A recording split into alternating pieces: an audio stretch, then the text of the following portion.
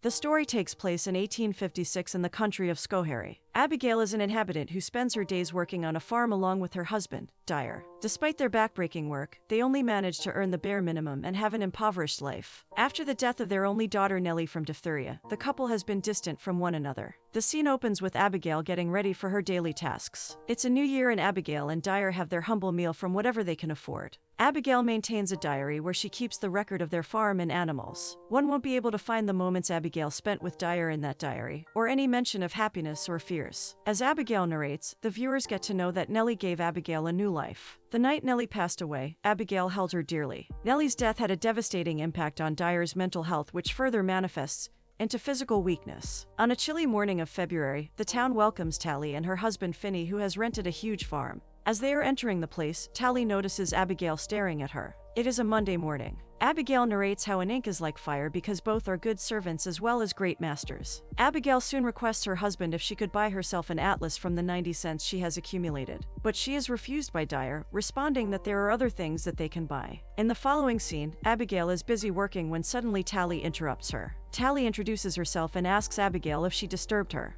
Abigail politely declines and offers her to come in. Tally once again apologizes for having come on a Sunday morning, but Abigail assures her that she is always welcomed at her place. Abigail notices Tally's hair and describes how the sun on Tally's skin painted it in a hue of pink and purple. The sight was so intense that she had to look away. The conversation soon shifts to Nellie, Abigail's dead child who would have turned 5 that year. Tally soon leaves the place as Dyer returns after exchanging brief greetings. It has been 3 days and Dyer is still sick. Abigail takes care of him and asks him to promise her that he won't leave her alone, to which Dyer laughs and replies that it would be completely opposite of his plans. Abigail narrates how she thinks about Tally, who has now started visiting her on a daily basis. They both enjoy conversations about each other's life. In Abigail's stories, there's always a bed made of straw, while in Tally's, the bed is as hard as the heart of a cruel king. She can't help but replay the conversations and the secluded moments with Tally in her head. As Tally and Abigail are working, Abigail realizes that in Tally's presence, her words betray her. She is never able to say the things she really wants to say. She also reveals that although Tally is elegant and kind, the prospect of spending time with Abigail lights her eyes. Tally asks Abigail how she met Dyer. Abigail replies that Dyer was her neighbor's eldest son who helped her father in his farm. On asking if it was love at first sight, Abigail ducks the question by answering that Dyer loved the way she carried herself and the way she worked. Tally presses again, this time questioning if Dyer gave her his heart. Tally confesses that although he wasn't really generous at giving love, but he was honest. He wasn't stable, but he was filled with love. Both sit in silence, and for this once, at their most vulnerable, they let their fingers intertwine. Meanwhile, Dyer tries to get intimate with Abigail because he wants to have a second child, but Abigail constantly turns down his request by responding that she isn't yet ready. One day, Tally invites Abigail and Dyer for dinner at her place. Tally asks Abigail if she missed her, to which she responds that she did. Both stay quiet and stare at each other with an intensity that one might think is only shared between couples who have been married recently. The scene proceeds to the two couples diving into different conversations. Finney continues to slip rude remarks here and there, but Tally covers it up with her kind words. On being asked if Finney wrote letters to Tally, he replies that he did before marriage, and Tally still has kept them. But Tally interjects by saying that Finney can't say that for sure, because only Tally knows if she has still kept those letters or not. After that night's dinner, Abigail can't help but get perplexed about the relationship between Finney and Tally. Sometimes the chemistry doesn't get unnoticed, but other times they look completely opposite of each other. She also wonders about her relationship with Tally. It's Abigail's birthday. She dresses Dyer's wounds and makes sure that he gets properly ready for his journey. Suddenly she is surprised by Tally's visit. But what shocks her even more is that the gift Tally had bought for her was an object she had desired the most, an atlas. Tally takes her seat in front of the heart and complains about her freezing leg when Abigail assists to rub them warm. She asks Tally about Finney. Tally confesses that Finney keeps a tab on who enters their farm. But along with it, he also keeps a tab on how much time she spends with other people, and opens up that Finney acts harshly towards her because she hasn't been able to conceive a child. The conversation then resumes to the topic of Abigail's dead daughter, and how she felt when she had a baby developing inside her, to which Abigail answers that initially it feels like a butterfly fluttering inside, and in the later stages, like a hoping rabbit. Abigail further assures Tally that she would be with her when Tally gives birth to a child. Tally asks Abigail if Dyer wants a second child and then leaves the place. Dyer, who watches Tally leave, asks Abigail about her, but she lies that she left the place long ago. He proceeds to gift Abigail some fish and raisins. Not much later, the place is hit by a terrible snowstorm. The storm is described like the noise made by a train's engine. Dyer goes out for his sheep and is assisted in the process by Abigail. Tally gets stuck on her way home. Abigail gets nervous without having heard from Tally. The couple also gets worried about the scarce fodder for their cattle.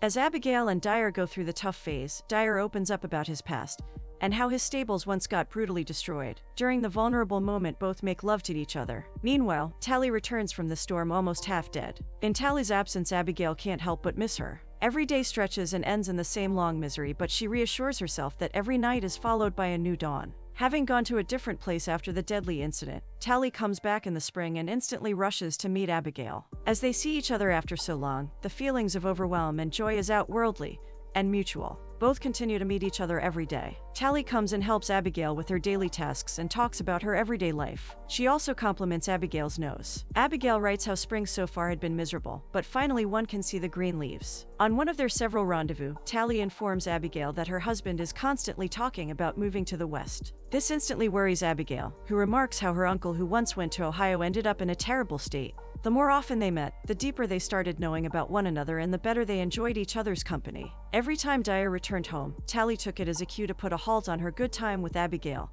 and bid her a goodbye. Abigail describes seeing Tally as if she was a boat marching forward in a wavy sea, while she herself was a corpse floating in the opposite direction. Yet Abigail mentions that Tally never reacted to her, as fortunate people do while seeing unfortunate folks. One day on her visit to Abigail, Tally stares at Abigail intently. On asking about it, she tells Abigail that she doesn't want to leave her. She also tells her how in Abigail's company she too decided to write a poem and further presses that she doesn't want to be separated from her. Tally approaches Abigail and asks her to describe what she thinks of their relationship. Abigail tells her that she finds it difficult to describe what she feels, to which Tally answers that in her experience, only people who feel too much are able to speak too little about it. Both then go on to share their first passionate kiss. In that moment it felt as if nothing else mattered. It was just the two of them against the world and its rigid boundaries, that no one but the inhabitants of this world make, only to suppress and hide their true desires. That entire day, Abigail does nothing. She sits and relaxes as if she was the wife of the richest man alive. In that moment, she feels content and satisfied and isn't worried about her future, a future filled with poverty and never-ending work. As Dyer returns home, he tells her that she didn't do her part of the work and Abigail instantly rushes out to milk the cow. Following the event, Tally starts visiting Abigail. She kisses her deeply and makes love to her. Every time they are in each other's company, they feel free, a feeling that not many women would have felt during those times. They both start spending time with each other more than ever. The more they sat together, the more they laughed together, and the more they lived and loved together. Tally would read out her poem to Abigail as they would sit in a secluded area, where it seemed that nobody but they existed, in a world that might have not been very kind to either of them. As Tally went on, Abigail would laugh heartily, a sound not many people, and definitely not Dyer, knew she was capable of producing, especially after Nellie. Dyer starts noticing that Abigail is the happiest when she is with Tally, and the happiness turns into something more disappointing in his company. Abigail would smile to herself in her solitude, and as soon as Dyer came into her sight, the smiling would cease. Finney too now becomes conspicuous of Tally, who spends more time with Abigail than anyone else. He demands her to spend her time doing the household chores instead of spending it on some other male's house. One day on coming late, Finney asks Tally about her absence from home for 5 hours. Tally in response tells him that she was gone to buy some curtains, but she didn't like any, so she decided to buy some coffee, but it cost around 60 cents, and she only had 50 cents with her. She continues to spin and stretch the story as an excuse,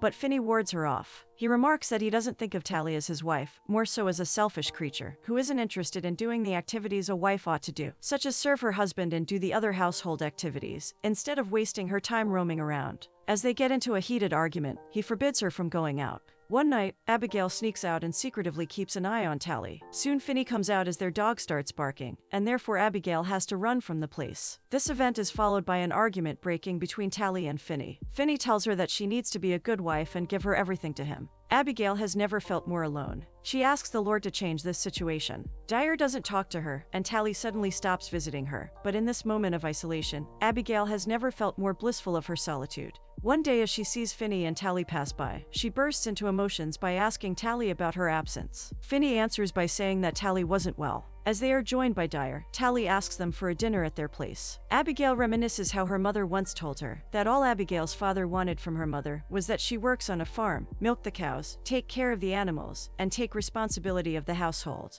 She also mentions how every married wife is a miserable-looking girl who is married at a young age against her will. As once again they all sit in each other's company, Finney constantly talks about topics that would embarrass Tally. He further mentions children, a subject that makes both Dyer and Abigail very uncomfortable. Soon, Abigail notices a bruise on Tally's throat. She asks her about it, but Tally answers by saying that she fell off a fence. At the table, Abigail moreover observes that Finney served dessert to everyone, with Tally as an exception, and got even grumpier. It doesn't go unnoticed that something has strained between the couple. Days go by and Tally still hasn't visited Abigail. Abigail writes that she feels as if her mind is a mental asylum. Worried and distressed, Abigail visits her place, only to find that the entire house is vacant, and Tally and Finney are gone. Abigail wanders around the place. She screams out Tally's name, but she is answered by silence. She is despaired when suddenly she comes across a bloodied handkerchief on the floor. Suddenly, she jumps in horror as she hears the door, but finds out that it is only Dyer. Convinced that Tally is a victim of Finney's beating, she asks Dyer to file a police complaint. Tally is adamant on going to the sheriff, but Dyer argues that it can be a simple wound. On seeing Tally crying, Dyer assures her that first he'll inquire the neighbors about the mishap.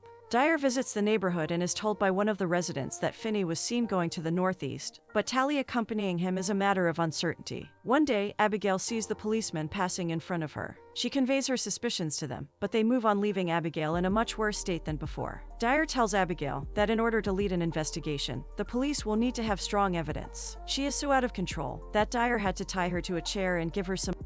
Abigail starts her day by crying and ends it in a similar state. She is in a loop that never ceases to exist. She feels like she is in a library with no books. Even after the effects of were over, she felt no less miserable than before. Dyer leaves her while she continues to cry in agony every day. Although she gets better, on a sunny morning, she receives a letter from Tally. Dyer asks Abigail to read it, but she says that she would like to read it in isolation. The letter states how Tally and Finney are some 85 miles away from Abigail, and how the place is surrounded with nothing but forest. The letter further reads that Tally doesn't like the place as it has a broken roof, and during the rain, they have to put vessels on the floor. The only thing that is missing from the place is an old church with bats hanging. She confesses how much she misses Abigail and how, like a mad woman, she has started naming her plants after her. Moreover, she writes that the time spent with her was precious and the moments were unforgettable. As a response, Abigail addresses a letter to Tally, but it is instead read by Finney. Despite Tally's constant requests to hand her the letter, he continues to read it. The intimacy of the letter reads aloud all the moments spent together by Abigail and Tally in secrecy. About Abigail's constant thoughts about Tally that occupy the entirety of her days, her sleepless nights, and her raw and aching pain for her closeness. It is now a subject that Finney knows of.